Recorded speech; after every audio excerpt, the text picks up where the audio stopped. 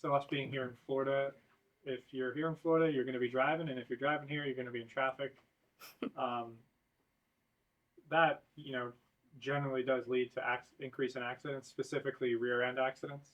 What are the biggest causes of rear end accidents in Florida? Yeah, there's a few. I would say the biggest one is probably distracted driving, but speeding comes into play, following too closely. Biggest thing, in my opinion, is people on their phones 24/7, whether that's texting, looking at your Spotify playlist, looking at your GPS, checking emails. So, different factors, but probably distracted driving is the biggest culprit. Is there any specific trend or common area where these accidents occur the most?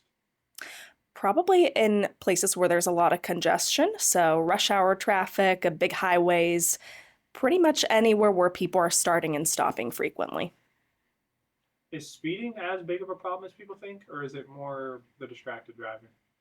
Speeding is a factor for sure, but I think it's more so following too closely. I think a lot of people really do underestimate just how fast traffic can stop. Yeah, I totally agree. I always give wide distances to Mhm. everyone around me. It feels like everyone's on their phone these days. Do you see that showing up a lot in your cases? Unfortunately, yeah.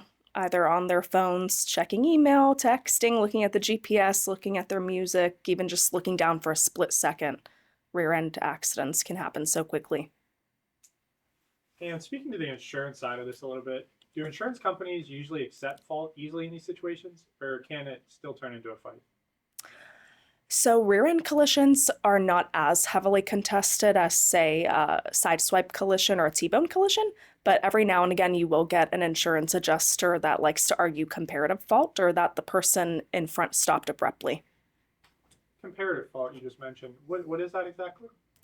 So it's basically where the insurance company apportions fault to different parties. So let's say somebody in front stopped abruptly and then you rear end that person. The insurance adjuster will argue, well, maybe 25% of fault is on the person that stopped abruptly and the rest is on the person that actually rear ended Oh, the so front it's not driver. 100% or nothing No, fault. It can be divided exactly. statistically between two parties.